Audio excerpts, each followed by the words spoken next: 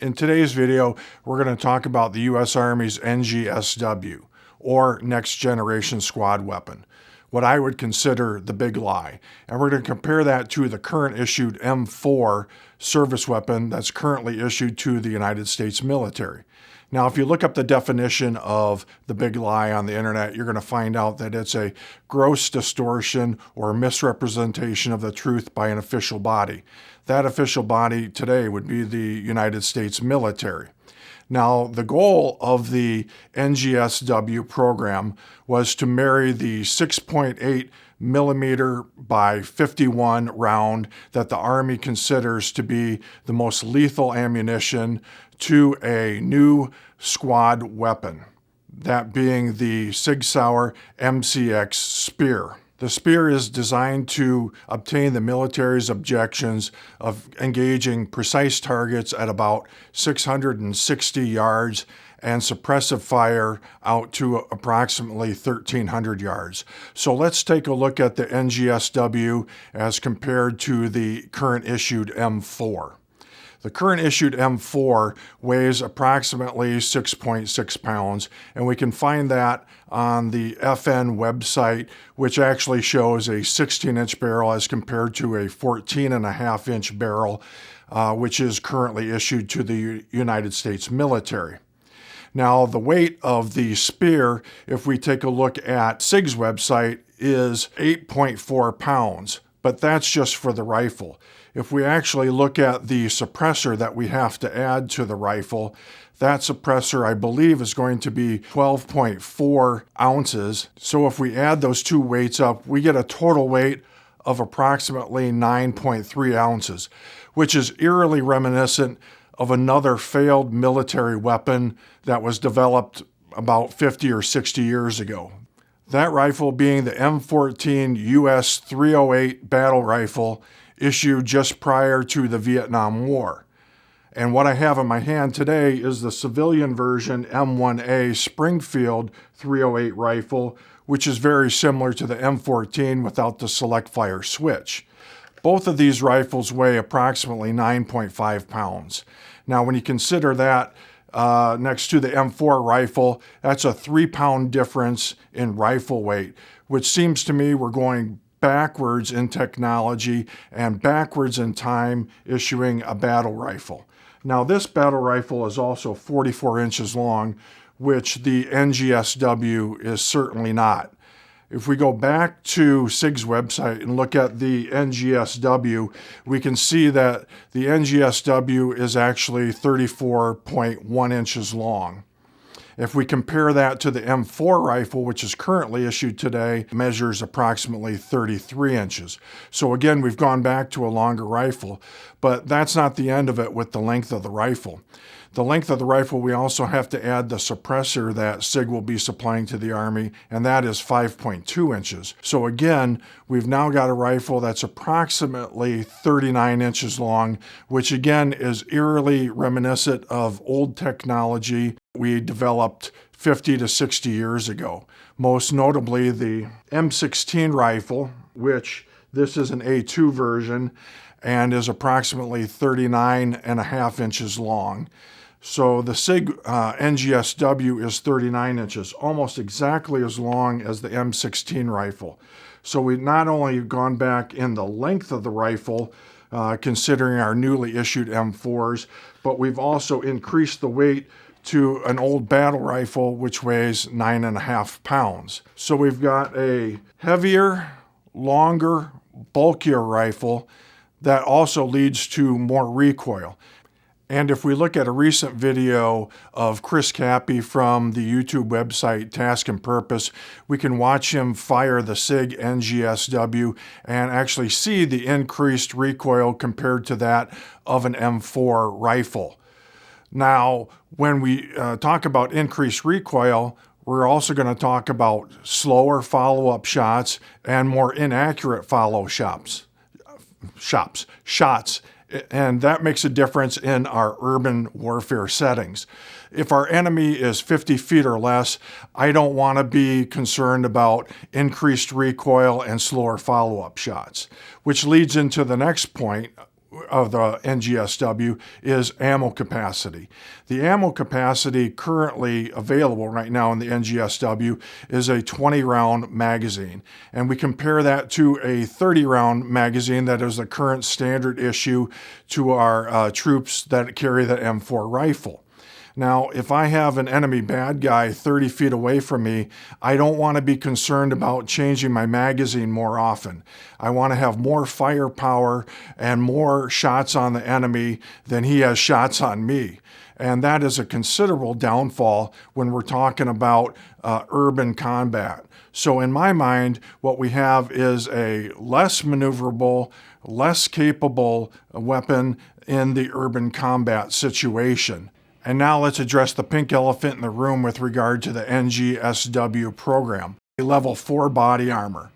The general purpose ball ammo 308 or 30-06 round will not penetrate a level 4 body armor that the military currently issues today. So there is no reason to believe that the 6.8 by 51 will penetrate level 4 body armor either, unless we get into some type of specialty rounds like a tungsten core, which is generally not issued to troops in substantial numbers. That's an armor-piercing round or black tip ammo. And in fact, SIG has been complicit, I would say, in the fallacy that the 6.8 round is going to be more lethal to our troops when we are firing at enemy targets that have body armor. SIG claims that the round will achieve 3,000 feet per second in a 16-inch barrel. But again, if we go back to SIG's website and look at the 277 Fury round, which is their 6.8 by 51 round they're going to be giving to the U.S. military, we see that it's both issued in 135 grain and 150 grain ammunition.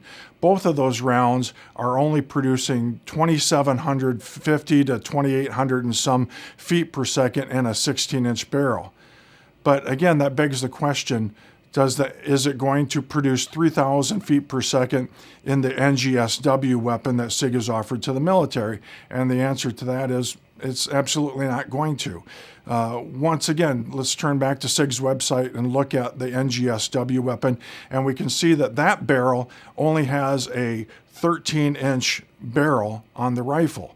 So there's no way we're going to be able to get 3,000 feet per second on a 13-inch rifle when we realistically can't even do it out of a 16-inch rifle. So I'm very doubtful that the new 6.8 by 51 round would be able to penetrate a level 4 body armor, and much less at the distances that the U.S. Army wants the rifle to be capable of shooting. That is 660 yards. At that distance, there is absolutely no way you're going to penetrate body armor. The 6.8 by 51 millimeter round that the Army currently wants to issue to replace the 5.56 millimeter round obviously has one major advantage, and that advantage is extended range. But that extended range is also available in the 7.62 by 51 millimeter round that the Army tried to issue some 60 years ago.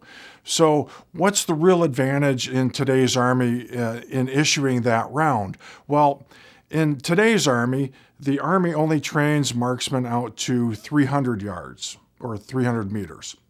And the Marines train their marksmen out to 500 yards.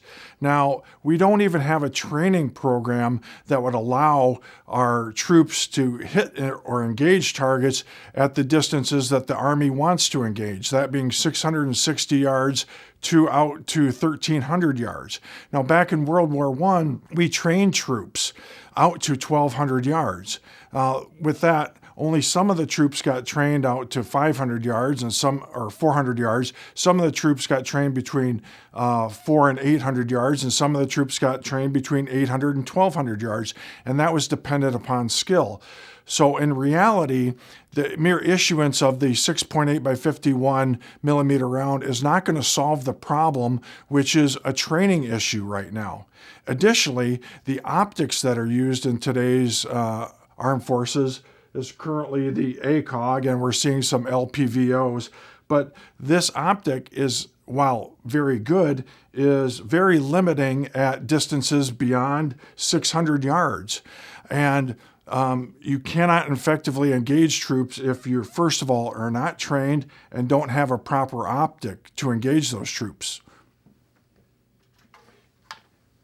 If you have a proper optic, like I have set up on this 16-inch carbine AR-15, you have seen me repeatedly engage targets at 567 yards very precisely.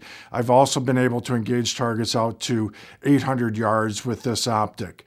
Now, you've also seen me engage targets with a 20-inch barrel out to 1,000 yards using a standard AR-15 and 5.56 ammo.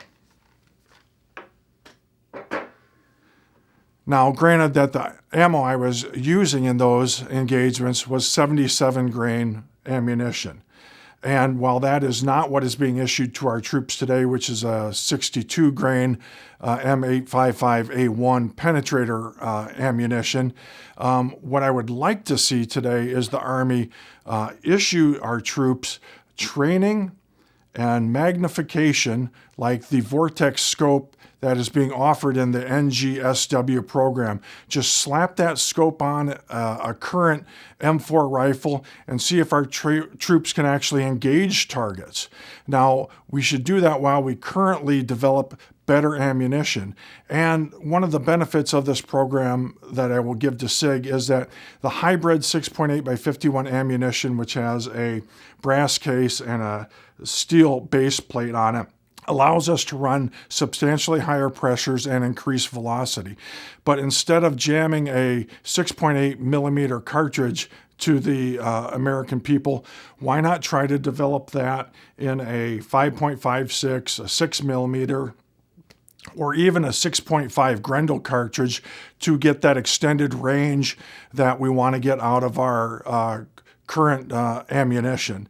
And I think that's a more reasonable and practical approach to solving the problem of increasing lethality over longer distances and allowing our troops to maintain a good marksmanship and a good hit probability out to distance. God bless and guide America. Have a good one, and thanks for watching.